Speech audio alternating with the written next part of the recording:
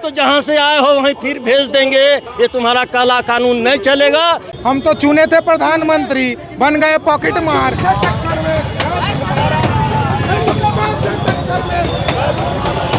इनकलाबो इनकलाबो इनकलाबो जिंदाबाद जिंदाबाद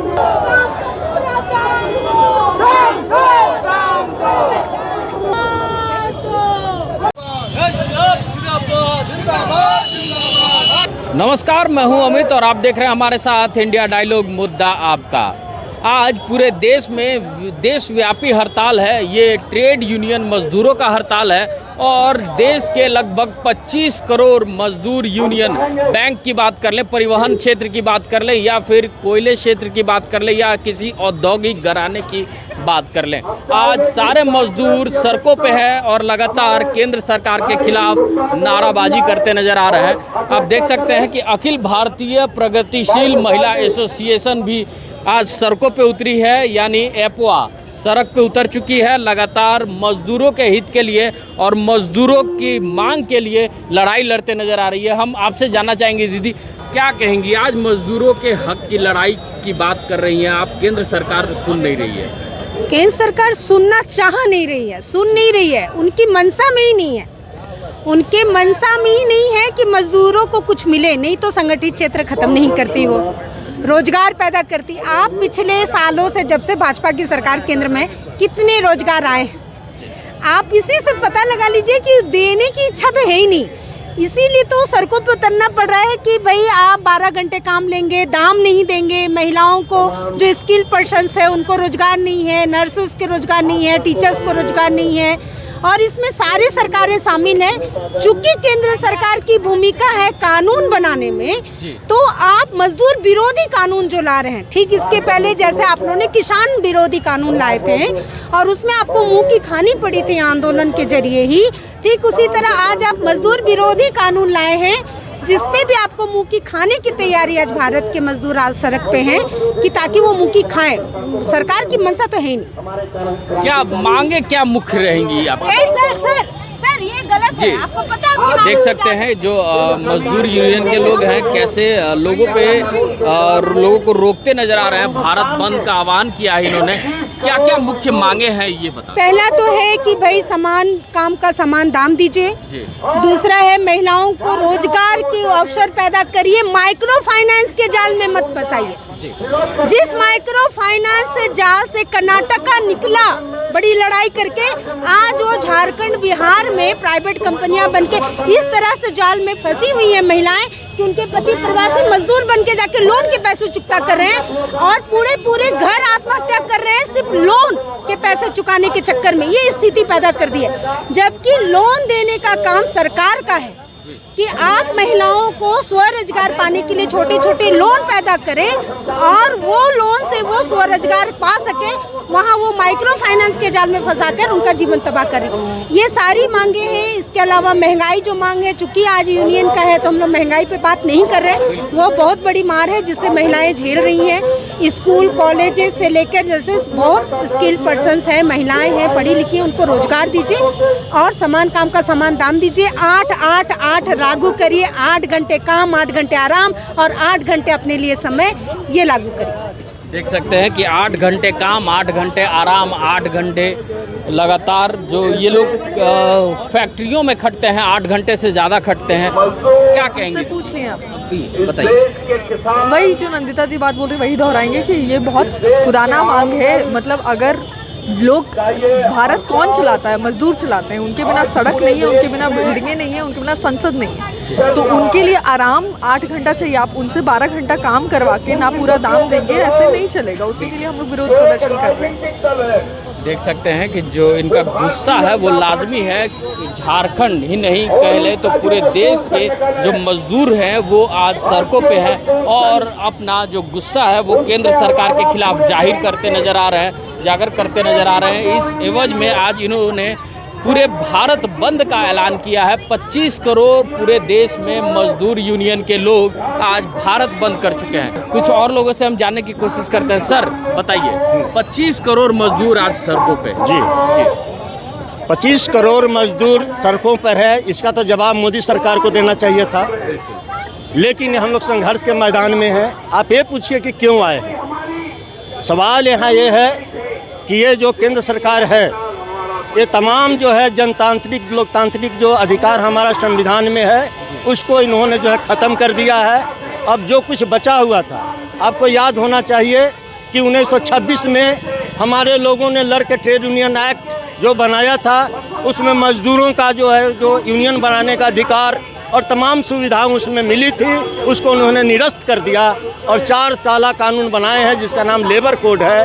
वो ऐसा है कि यदि उसके हम मांग को लेकर डीसी के यहाँ प्रदर्शन करने जाएंगे तो नए कानून के मुताबिक हम पर केस होगा और हमको जेल भेज दिया जाएगा। यानी कि हमको संगठित होने का भी अधिकार ख़त्म कर दिया गया है। और ख़ास करके जो ठेका प्रथा जो है, आज पूरे रेलवे में तमाम जो है सेंट्रल गवर्नमेंट के जो है कंसर्न में आज कम से कम 50 लाख जो है जगह खाली है, लेकिन ये भर्ती नहीं कर रहे हैं। लोगों से पोस्टल ऑर्डर मंगा ले रहे हैं, नौजवान लोग भटक रहा है लेकिन कैंसिल कर दे रहे हैं और ठेका में काम चला रहे हैं। इसीलिए सबसे बड़ी चीज़ तो यह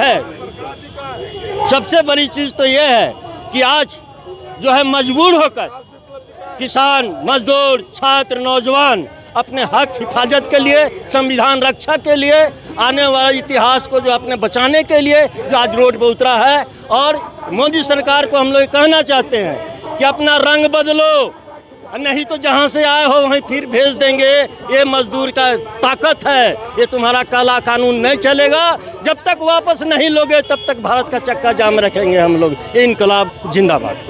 देख सकते हैं देश में थर्ड पार्टी भी कहीं ना कहीं हावी हो रही है। हर जगह निजी क्षेत्र के लोगों को लाया जा रहा है। बड़ी बड़ी कंपनियां इसका ठेका लेते नजर आ रही हैं। उसके खिलाफ भी आज मजदूर यूनियन, ट्रेड यूनियन के सपोर्ट में आज झारखंड में अन्य राजनीतिक पार्टियां भी उतर चुकी हैं। क्या कहेंगे आप? जिस प्रकार से नरेंद्र मोदी मजदूरों का पॉकेटमारी कर रहे हैं, जिस प्रकार से वो किसानों का पॉकेटमारी कर रहे हैं, युवाओं का पॉकेटमारी कर रहे हैं, जवानों का पॉकेटमारी कर रहे हैं, पॉकेटमार बन के बैठे हैं। हम तो चुने थे प्रधानमंत्री, बन गए पॉकेटमार और दोस्तों को पॉकेटमार मार करके पहुंचा रहे हैं। हमारे जब भी श्रमिकों पर अत्याचार होगा, राष्ट्रीय जनता दल आपके सामने खड़ा रहेगा। हम लोग जब तक नरेंद्र मोदी अपने ये विरोधी और जिस प्रकार से लेबर लॉ को वो कमज़ोर कर रहे हैं, अब हमारे ट्रेड यूनियन को ख़त्म करने की साजिश कर रहे हैं कि हमारे श्रमिकों को 12-12 घंटा काम करवाने के लिए कर रहे हैं, तो वो बंधुआ मजदूर नहीं है, ना होने देंगे। नरेंद्र मोदी आप सचेत हो जाइए, आप ये सारी चीज़ों को वापस ले दिए, अन्यथा आपके सिंहासन डोलाने में देरी नहीं होगा। और निवेदन है कि पॉकेटमारी बंद कीजिए। प्रधानमंत्री चुने थे, प्रधानमंत्री रहिए। चलिए देख सकते हैं कि किस तरह से इनका विरोध केंद्र सरकार के खिलाफ नज़र आ रहा है। आरजेडी के एक आला नेता हैं, राम कुमार जी हैं, इनसे भी हम जानने की कोशिश करेंगे। काफ़ी आंदोलनों में इन्होंने साथ दिया है मजदूरों का। क्या कहेंगे? हम लोग का साफ कहना है कि नरेंद्र मोदी जो है मजदूरों का दुश्मन है और जितने समय से बैठा 11 साल से मजदूरों, किसानों, सब छोटे छोटे जो कामगार हैं उसका हक मार रहा है, नौकरी ख़त्म कर रहा है। सारा व्यापारी वर्ग जो है माले माल हो गया और देश की 90%, 95% जनता कंगाल हो गई। इसलिए मोदी हटाओ, देश बचाओ। इसने संविधान को भी धज्जियाँ उड़ा दिया और चुनाव आयोग, ईडी, सीबीआई के जरिए ये पूरे संविधान को तोड़ मड़ोड़ कर रहा है। इसलिए एक मुश्त नारा है, नरेंद्र भगाओ, देश बचाओ। चलिए देख सकते हैं लगातार नरेंद्र मोदी के खिलाफ और भारत सरकार के खिलाफ ये नारेबाजी करते नजर आ रहे हैं, सड़कों पे उतर चुके हैं। अब ट्रेड यूनियन के कुछ और लोग हैं, उनसे भी हम जानने की कोशिश करते हैं। गुस्से में है ये मजदूर और ये मजदूर यूनियन को लेकर अब लगातार देख सकते हैं एक तरफ नारा भी लगाया जा रहा है, आवाज़ दो हम एक हैं का नारा लगाते हुए ये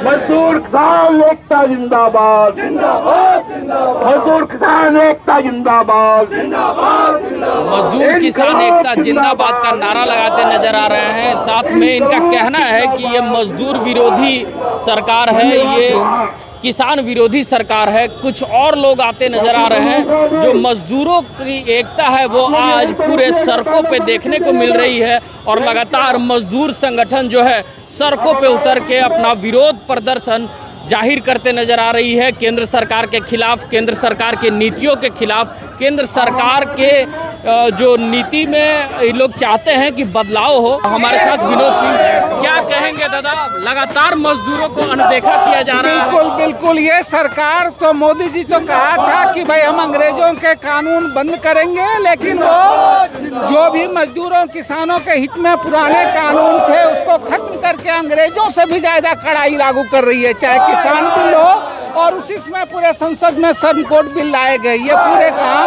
तमाम सार्वजनिक क्षेत्र में मजदूरों के हक अधिकार को बंद करते हुए, ठेका मजदूरों के रूप में जो संस्थापित करते हुए इस देश के कारपोरेट हितों के पक्ष में कानून बनाने जा रही है। जहां ना संगठन बनाने का अधिकार है, ना जहां काम के घंटे निर्धारित होंगे, न वो न्यूनतम मजदूरी तक के लिए। आज अगर आप देखिएगा तो तमाम चाहे अनुबंध पे जो लोग हैं उन्होंने कुछ भी हासिल किया है तो अपने आंदोलन और संगठन के बल पर।